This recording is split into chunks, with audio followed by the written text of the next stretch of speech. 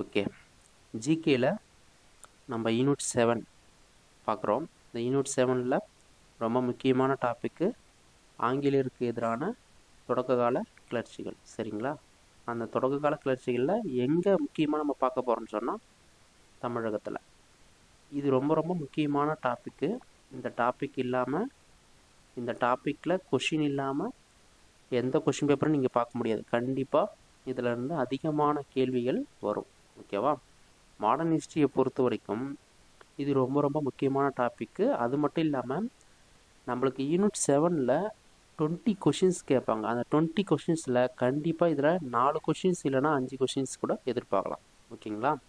அந்த அளவுக்கு ரொம்ப முக்கியமான டாப்பிக்கு. அது மட்டும் இல்லாமல் ரொம்ப முக்கியமான நபர்கள்லாம் இதில் வந்து வருவாங்க. அதனால் கரெக்டாக இதை அப்சர்வ் பண்ணிக்கோங்க, நோட்ஸ் எடுத்து வச்சுக்கோங்க, யூஸ் பண்ணிக்கோங்க. ஓகேவா? ஓகே, ஃபஸ்ட்டு பார்த்திங்கன்னா ஒரு இன்ட்ரொடக்ஷன் மாதிரி இல்லை, இதெல்லாம் ரொம்ப ரொம்ப முக்கியமான டாபிக்ஸு. அதனால் வந்து சிலதை நம்ம டீப்பாக தெரிஞ்சுக்கிறது ரொம்ப நல்லது.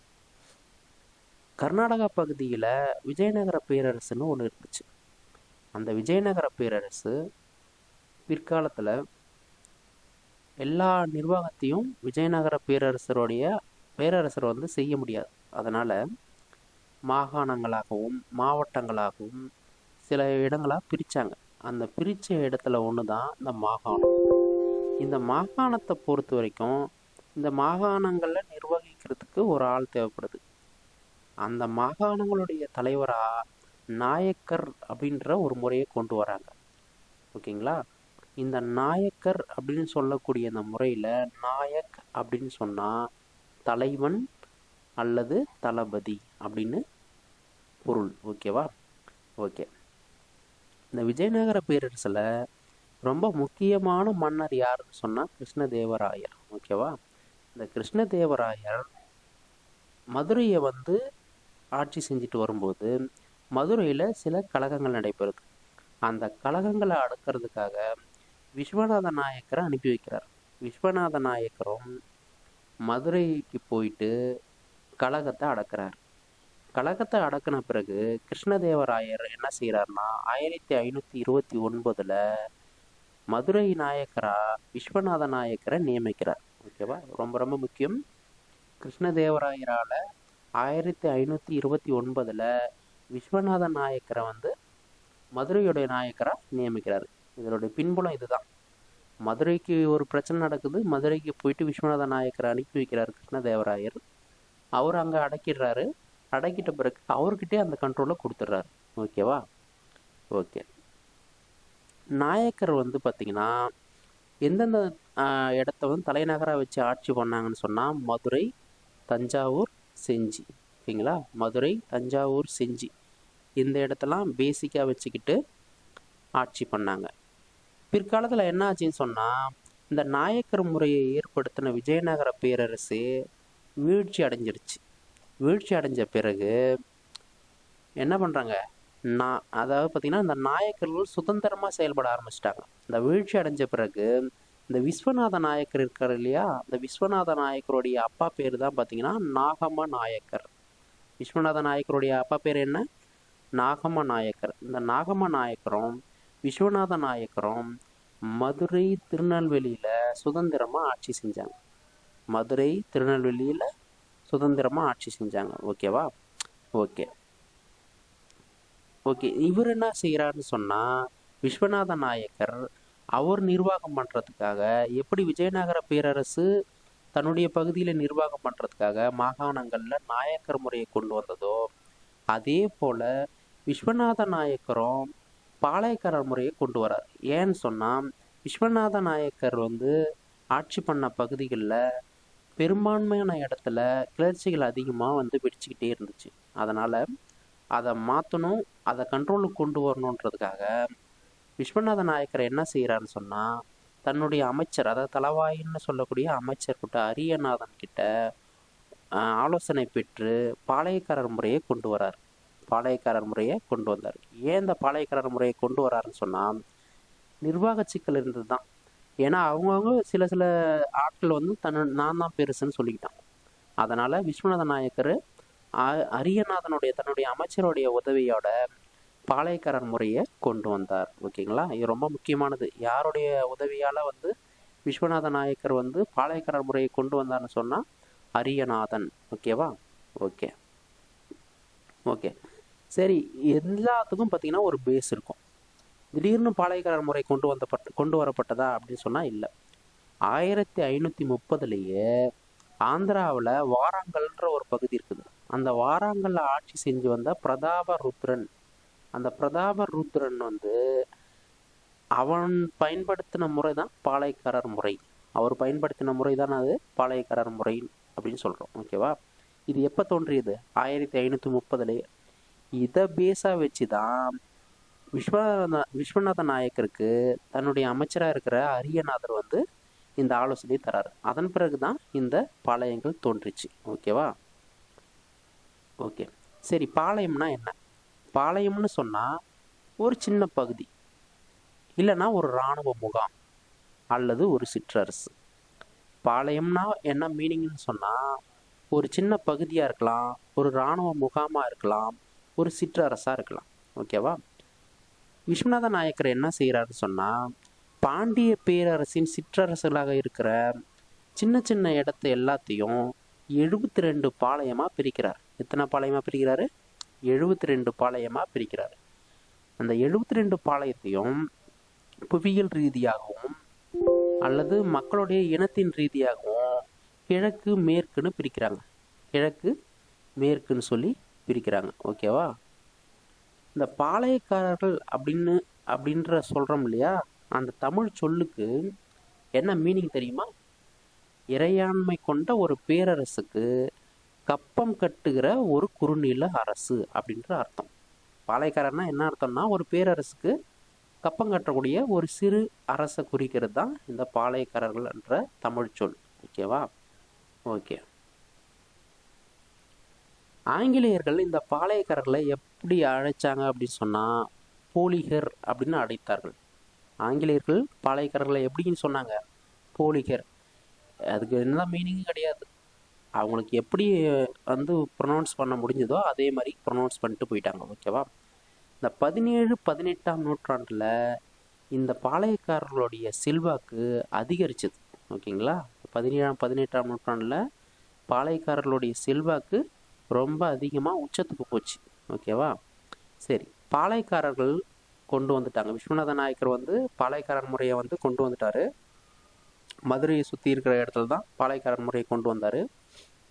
இந்த பாளையக்காரர்களுடைய கடமைகள்லாம் என்னென்னு பார்த்தீங்கன்னா வரி வசூலிக்கிறது, நிலப்பகுதியை நிர்வாகம் செய்கிறது, வழக்குகளை விசாரித்தது. அது வந்து குற்றமாக, அதாவது பார்த்தீங்கன்னா சிவிலாக இருந்தாலும் சரி, கிரிமினலாக இருந்தாலும் சரி, 2 வழக்குகளையும் விசாரித்தாங்க. சட்ட ஒழுங்கை பாதுகாக்கிறது. அது மட்டும் இல்லாமல் ரொம்ப ரொம்ப முக்கியமானது காவல் காத்தல். இந்த காவல் காத்தல்லையே பார்த்தீங்கன்னா இதுக்கு 2 விதமாக அழைக்கிறாங்க. படிக்காவல்னு சொல்கிறாங்க, அரசு காவல்னு சொல்கிறாங்க. படிக்காவல், அரசு காவல். ஓகேவா? இந்த பாளையக்காரருடைய கடமைகளில் ரொம்ப முக்கியமானது காவல் காத்தல். ஓகேங்களா? ஓகே. நாயக்கர்கள் தங்களுடைய அதிகாரத்தை தக்க வைக்கிறதுக்கு உதவி செஞ்சவங்க யார்? பாளையக்காரர்கள் தான். நாயக்கர்கள் வந்து தங்களுடைய அதிகாரத்தை தக்க வச்சுக்கிறதுக்கு உதவி செஞ்சவங்க பாளையக்காரர்கள் தான். திடீர்னு யாருன்னா வந்து போர் பண்ண வந்தாங்கன்னா பாளையக்காரர்கள் இவர்களுக்கு உதவுவாங்க. ஓகேவா? இதுதான் ரொம்ப ரொம்ப முக்கியமான ஒரு செயல்பாடு. சரி, வரி வசூலிக்கிறாங்க இல்லையா? பாளையக்காரர்கள் வந்து தனக்கு கொடுக்கப்பட்ட பகுதியிலிருந்து வரி வசூலிப்பாங்க. அந்த வரி வசூலில் எப்படிலாம் பங்கு போடுவாங்கன்னு பார்த்தீங்கன்னா 3ல் 1 பங்கு மதுரை நாயக்கருக்கு போயிடும். ஓகேங்களா? ஏன்னா அவங்க தான் பாஸ், அவங்களுக்கு போயிடும். அதுக்கடுத்த 3ல் 1 பங்கு இராணுவ செலவுக்கு கொடுத்துருவாங்க. அதுக்கடுத்த 3ல் 1 பங்கு தனக்கு வச்சுக்குவாங்க, பாளையக்காரர்களுக்கு வச்சுக்குவாங்க. ஓகேவா?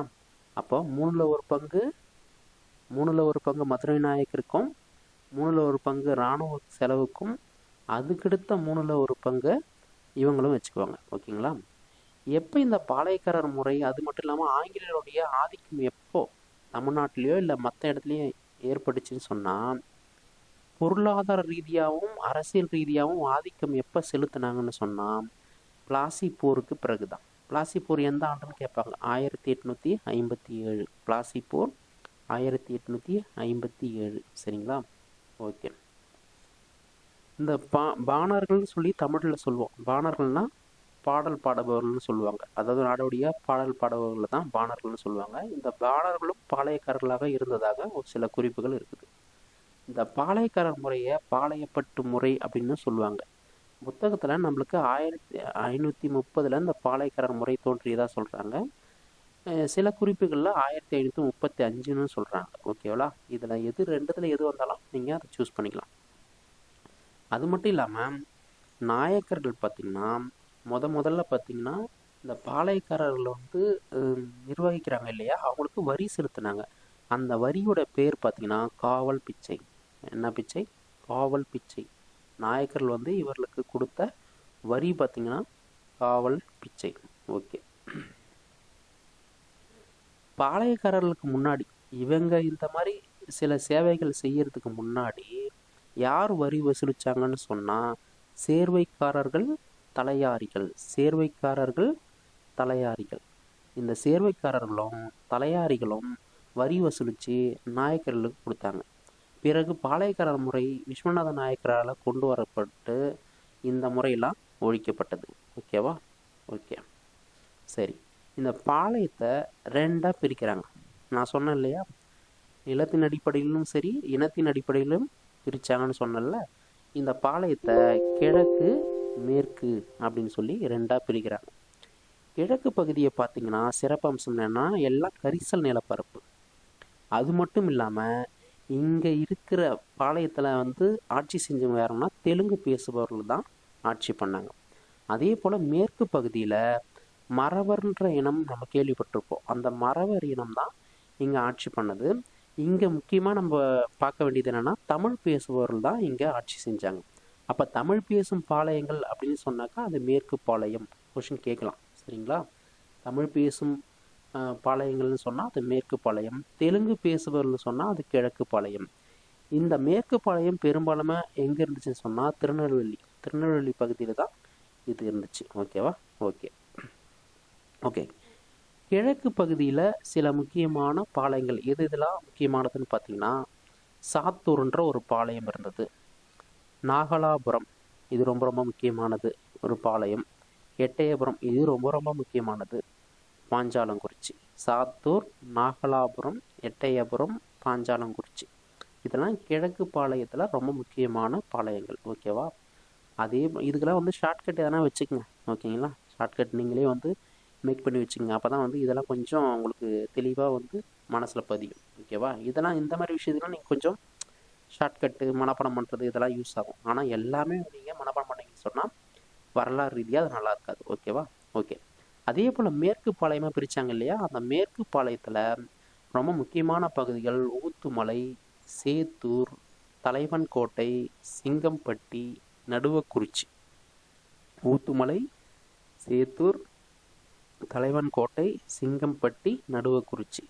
ஓகேங்களா? இதெல்லாம் ஞாபகத்தில் வச்சுங்க. கிழக்குன்னா சாத்தூர், நாகலாபுரம், எட்டயபுரம், பாஞ்சாலங்குறிச்சி. மேற்குன்னு சொன்னால் ஊத்துமலை, சேத்தூர், தலைவன்கோட்டை, சிங்கம்பட்டி, நடுவக்குறிச்சி. ஓகேவா? இதெல்லாம் ரொம்ப முக்கியமான குறிப்பிடத்தக்க பாளையங்கள். ஓகே. விஸ்வநாத நாயக்கர் மதுரையை ஆட்சி பண்ணார் இல்லை, அந்த மதுரையை ஆட்சி பண்ணும்போது அதுக்கு அரணாக இருக்கிற மாதிரி ஒரு கோட்டையை கட்டினார். அந்த கோட்டையில் எத்தனை அரண்கள் எழுப்பப்பட்டது? 72 அரண்கள் எழுப்பப்பட்டது. ஓகேங்களா? 72 அரண்கள் எழுப்பப்பட்டது. விஸ்வநாத நாயக்கர் காலகட்டத்தில் மதுரையை சுற்றி கோட்டை கட்டினார். அதில் 72 அரண்கள் எழுப்பப்பட்டது. ஓகே. இதுதான் பார்த்தீங்கன்னா ஆங்கிலேயருக்கு எதிரான தொடக்க கால கிளர்ச்சிகளில் பாளையக்காரர் முறையை கொண்டு வந்த ஒரு வரலாறு. சரிங்களா? இந்த பாளையக்காரர்கள் தான் நம்ம கிழக்கு மேற்குன்னு நம்ம பார்த்துருக்குறோம். கிழக்குக்கு ஒரு முக்கியமான ஒரு பாளையக்காரர் இருப்பார் இல்லையா, அவரை பற்றியும், மேற்குக்கு ரொம்ப முக்கியமான ஒரு ஆள் இருப்பார் இல்லையா, அதை பற்றியும் நம்ம அடுத்த கிளாஸில் பார்ப்போம். இதனுடைய கண்டினியூவேஷன் அடுத்த கிளாஸில் பார்ப்போம். ஓகேவா? தேங்க்யூ.